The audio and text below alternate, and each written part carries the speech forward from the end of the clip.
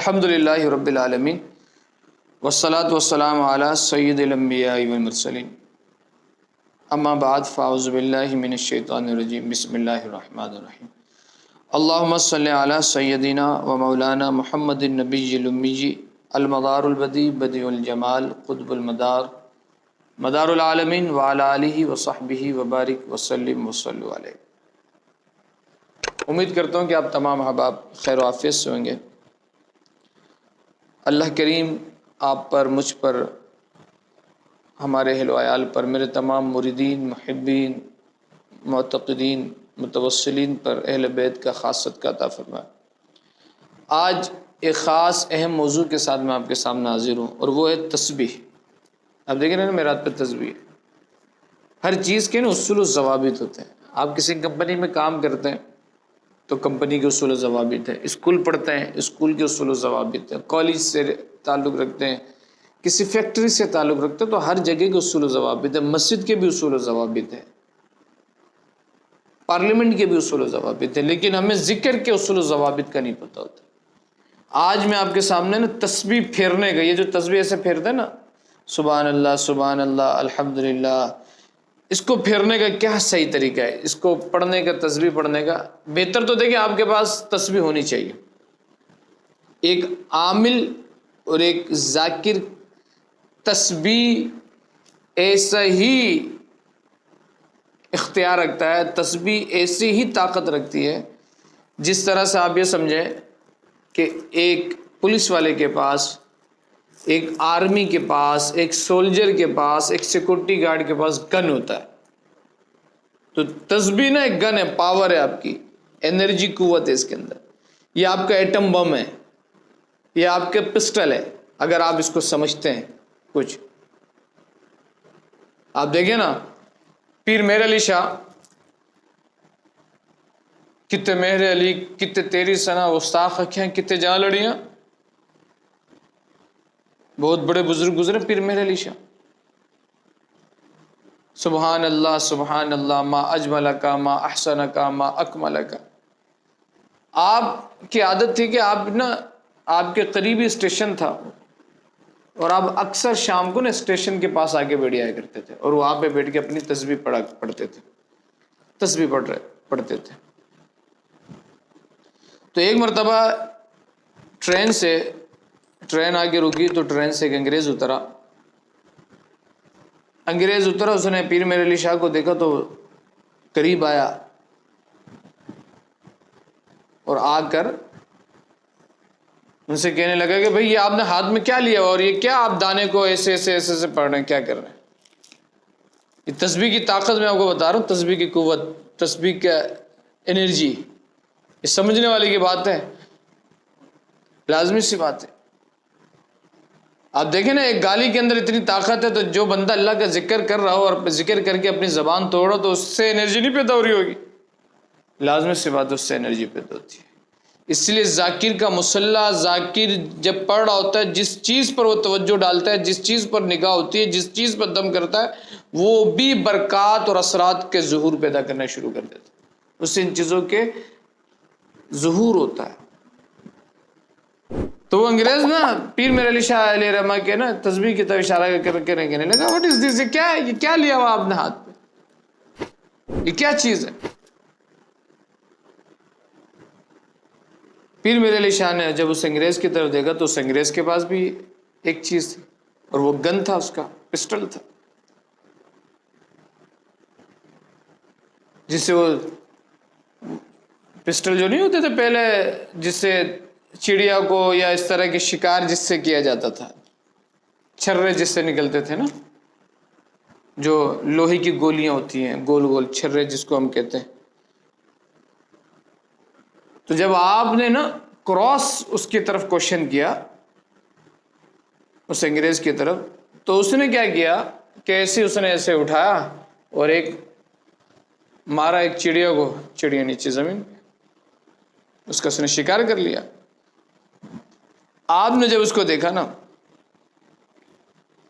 تو انگریز کہنے لگا، دیکھو یہ چیز ہے کہ ہم کسی چیز کو مارنا چاہیں تو ہم ایسے مار دیتے ہیں، آپ بھی جلال میں، اور آپ نے اپنی تسبیح کو ایسے پکڑا اور اس چڑیا پہ ایسے مارا، جیسی مارا تو اللہ کے حکم سے چڑیا میں جان آ گئی اور وہ اڑ کے اوپر چلے گئی. آپ نے فرمایا اگر تیرے گن میں اتنی طاقت ہے نا تو ہماری تسبیح میں بھی الحمدللہ اتنی طاقت ہے کہ مردے کو زندہ کر دیتی ہے، مردے کو زندہ کر دیتی ہے. اب یہ آپ پر ہے کہ آپ کو پتہ ہونا چاہیے کہ آپ کتنے یقین کے ساتھ تسبیح پڑھ رہے ہیں. لیکن اصل میں ہوتا کیا ہے کہ ہمیں تسبیح پھیرنا ہی نہیں آتا. آپ بولیں گے یار مفتی صاحب یہ کیا بات کر، حضرت صاحب یہ کیا بات کر، بالکل صحیح بات. ایک تسبیح ہے نا، یہ تسبیح اسی کے ذریعے آپ خیر بھی کر سکتے ہیں، اسی کے ذریعے شر والے بھی کام ہوتے ہیں. تسبیح کے ذریعے بھی نظر بد کا اتارا ہوتا ہے. آپ جب تسبیح آپ پڑھائی کر رہے ہیں، سپوز دیٹ آپ سورہ مزمل کی پڑھائی کرتے ہیں، درود شریف کی پڑھائی کرتے ہیں، سبحان اللہ کی پڑھائی کرتے ہیں، اللہ اکبر کی پڑھائی کرتے ہیں، کوئی بھی وظیفہ پڑھتا ہے تو لازمی سی بات ہے کوئی بھی وظیفہ اس کے اندر ایک انرجی ہے، اس کے اندر ایک طاقت ہے. اب ہمارے نارملی کیا ہوتا ہے، جیسے یہ دیکھیں آپ سمجھیں اس بات کو، یہ جو تسبیح کا جو ہیڈ ہے، یہ اس کا جو تاج ہے، اب ہم اس کو ایسے پکڑتے ہیں نا تسبیح کو، ایسے سمجھے گا ایسے، اور ایسے پڑھ رہے ہوتے ہیں سبحان اللہ سبحان اللہ سبحان اللہ سبحان اللہ سبحان اللہ یا صلی اللہ علیہ محمد صلی اللہ. بزرگ کہتے ہیں یہ علم لازمی سی بات ہے، آپ کو کتابوں سے نہیں ملے گا، یہ بزرگوں کے سینوں سے حاصل ہوتا ہے. بزرگ فرماتے ہیں جب آپ تم تسبیح پڑھو نا تو ایسے، یہ جو اب آپ دیکھیں یہ جو ہیڈ تھا اس کا ایسے کر کے آپ پڑھ رہے تھے، یہ ہونا چاہیے ایسے ایسے. اب یہ جو آپ تسبیح ہے یہ دانہ اپنی طرف گرائیں، سبحان اللہ سبحان اللہ سبحان اللہ. تسبیح کا جو دانہ ہے، جب آپ کوئی بھی عمل پڑھ رہے ہیں، کوئی وظیفہ پڑھ رہے ہیں تو اس دانے کو اپنی طرف گرائیں، دانے کو اپنی طرف، کوئی بھی عمل پڑھیں. اور جب آپ کاٹ کر رہے ہیں کسی کی، یا نظر بد کو اتارا کر رہے ہیں، یا کوئی شر کا اس طرح کا کام ہے کہ کسی کے شر سے نجات کے لیے، تو پھر دانے کو آپ کو چاہیے کہ اس طرف گرائیں، جیسے یہ میں گرا رہا ہوں، یہ صحیح ہماری بات، اس طرح سے آپ پھر یہ دانے کو گرائیں. اور جب آپ پڑھائی کر رہے ہیں، اپنے عمل کر رہے ہیں، ریاضت کر رہے ہیں، خیر کا کوئی بھی وظیفہ پڑھیں تو یہ دانے آپ کی طرف گرنے چاہیے، تاکہ انرجی قوت آپ کے اندر، آپ کے قلب کے اندر انہیل ہو رہی ہو، داخل ہو رہی ہے، انٹر ہو رہی ہے. کیونکہ لازمی سی بات ہے قوت ہے نا یار اس کے پیچھے، تسبیح ایک قوت ہے، طاقت ہے، اگر آپ اس کو سمجھیں.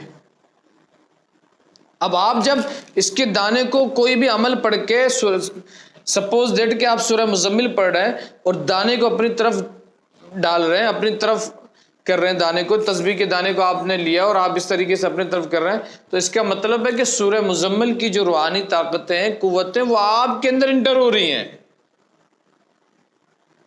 اگر آپ نظر بد کی کاٹ کر رہے ہیں، جیسے سورہ قلم کی آخری آیت آپ پڑھیں 3 مرتبہ 7 مرتبہ 21 مرتبہ، تسبیح کے دانے کو آپ پکڑ لیں. اگر آپ جیسے اپنے نظر بد کی کاٹ آپ کرنا چاہتے ہیں، تسبیح کے دانے کو پکڑ لیں. اب وہی یکاد الذین کفروا لیزلقونک بابصارہم لما سمعوا الذکر ویقولون انہ لمجنون، آپ پڑھیں. اب اس دانے کو آپ باہر کی طرف پھینکیں اور نیت کر کے، یہ آپ کی نظر بد کی کاٹ ہو رہی ہے. سورہ فلق سے بھی آپ کر سکتے ہیں، سورہ ناس سے بھی کر سکتے ہیں. اور جب آپ عمل پڑھ رہے ہیں ریاضت کے لیے، ثواب کے لیے، آپ ایسے آپ عمل پڑھتے تو آپ کو چاہیے کہ تسبیح کے دانے اپنے طرف پھیریں. تو یہ جو قوت ہے نا، لازمی سی بات ہے ہر چیز کے پیچھے کوئی نہ کوئی طاقت، روحانی قوت تو ہے. تو وہ جو قوت جو ہمیں نظر نہیں آ رہی، وہ جو روحانیت، وہ جو نورانیت جو اللہ تبارک و تعالیٰ نے کسی بھی آیت، کسی بھی صورت کے پیچھے اور اس کے تابع جو قوتیں ہیں، چاہے وہ علوی دنیا سے ہو، چاہے وہ سفلی سے ہو، چاہے وہ ملکوت ہو، چاہے وہ موکلات ہو، چاہے وہ آوان ہو، وہ آپ کے تابع ہونا شروع ہو جائیں گے، وہ آپ کے پیچھے پیچھے ہونا شروع ہو جائیں گے. تو ہمیں چیزوں کو سمجھنے کی ضرورت ہے. اگر آپ چیزوں کی دیکھیں، پسٹل کا آپ کو استعمال آئے گا نا، پسٹل آپ کے پاس ہے لیکن آپ کو چلانے نہیں آتا ہے، تو ایسے پسٹل کا کیا فائدہ؟ گاڑی آپ کے پاس ہے، گاڑی آپ کو چلانے نہ آتی، تو چیز ہونی بھی چاہیے اور اس کی طریقہ کار بھی آپ کو پتہ ہونا چاہیے، اس کا استعمال کس طرح سے کیا جائے۔ یہ دیکھنے میں تو بڑی چھوٹی سی بات ہے، لیکن سمجھنے والے کے لیے بہت اہم گفتگو ہے اگر وہ سمجھے۔ تو تسبیح ایک طاقت ہے، ایک قوت کا سرچشمہ ہے،